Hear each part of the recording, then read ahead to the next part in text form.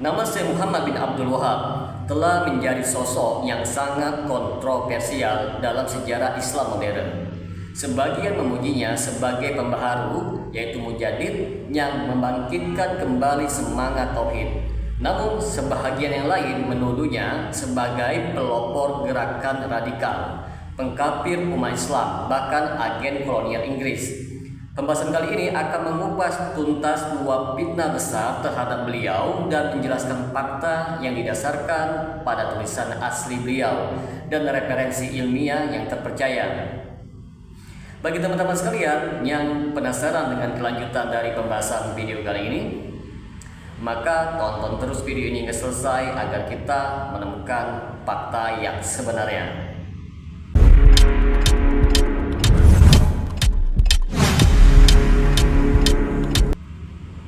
Assalamualaikum warahmatullahi wabarakatuh. Berjumpa lagi dengan saya Rio Mulyadi di channel Manhaj Dakwah.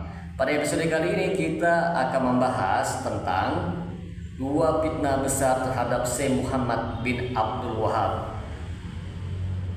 Perlu kita ketahui bersama teman-teman sekalian, dakwah Syekh Muhammad bin Abdul Wahab secara umum itu yang pertama, fokus utama dakwah ia adalah tauhid, mengajak manusia hanya menyembah Allah semata, memerangi semua bentuk syirik akbar seperti berdoa kepada selain Allah Subhanahu wa taala, bertawassul yang syirik, menjadikan wali atau kubur sebagai perantara dalam ibadah. Yang kedua teman-teman, metode dakwah beliau dengan berdialog dengan hujjah atau dalil, menulis risalah-risalah tauhid, menyeru kembali kepada Al-Quran dan As-Sunnah. Yang ketiga, prinsip besar beliau sebagaimana yang tertulis dalam kitab Ad-Durar Saniyah jilid 1 halaman 180. Beliau mengatakan di dalam surat yang ditujukan kepada penduduk Qasim, aku mengajak kepada tauhid dan meninggalkan syirik serta kepada mengikuti Rasulullah SAW. Aku tidak mengajak kepada mazhab tertentu. Aku tidak pernah mengkafirkan seseorang pun dari kaum muslimin kecuali jika ia telah mengetahui kebenaran dan menolaknya. Teman-teman, di sini akan kita bongkar tuduhan pertama terhadap Syekh Muhammad bin Abdul Wahab, yaitu mengkafirkan kaum muslimin. Syekh Muhammad bin Abdul Wahab tidak pernah mengkafirkan umat Islam secara umum. Ia hanya mengkafirkan orang yang jatuh pada perbuatan syirik besar dan telah tegak padanya hujjah, yaitu penjelasan dalil. Saya sendiri menjelaskan sebagaimana yang terdapat di dalam kitab Ad-Durar Saniyah jilid 10 halaman 131. Kami tidak mengkafirkan orang yang menyembah kubur sampai ia dijelaskan kepadanya dalil-dalil dan kebenaran. Fitnah yang disebarkan oleh orang, ia mengkafirkan semua orang yang di luar pengikutnya. Ia menghalalkan darah umat Islam.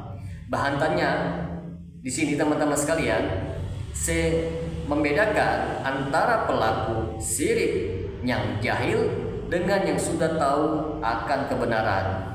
Ia mengikuti metode Ahlussunnah wal Jamaah di dalam mengkafirkan. Ada syarat dan penghalang takdir, seperti tidak langsung menuduh tanpa ilmu.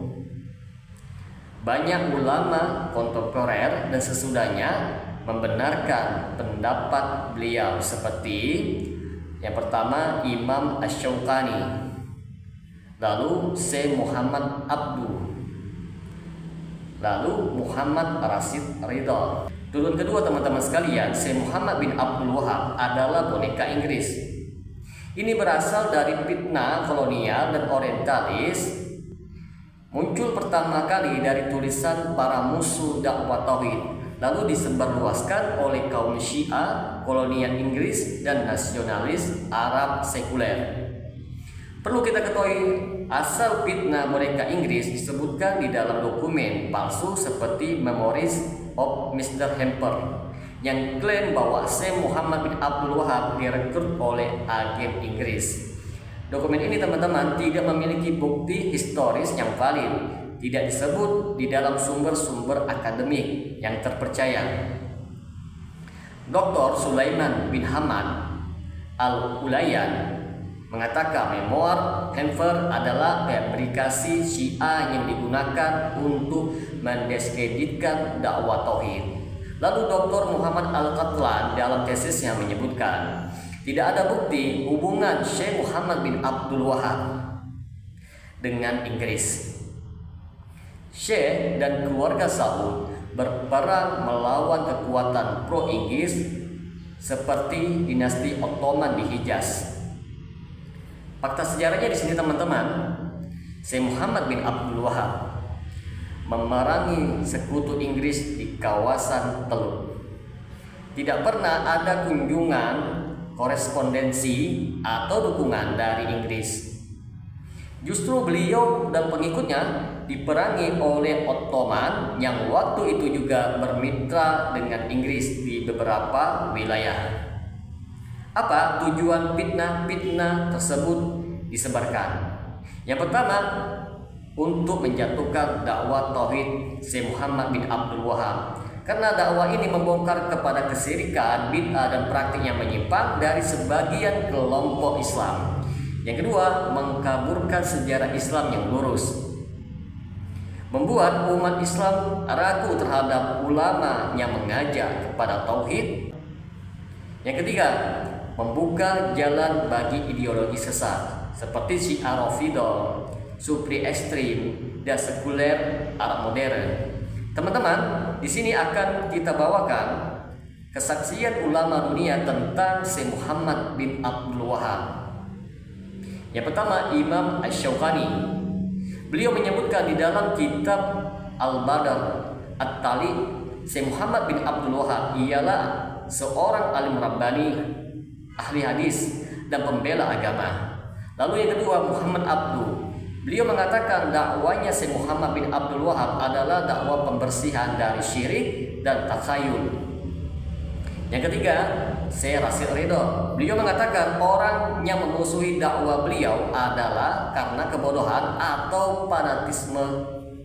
Maka dapat kita simpulkan di sini teman-teman sekalian, Syekh Muhammad bin Abdul Wahab bukan pengkafir umat secara serampangan. Ia mengikuti manhaj salaf yang berhati-hati dan penuh ilmu, tidak mudah mengkafirkan orang awam kecuali sudah tegak padanya hujjah.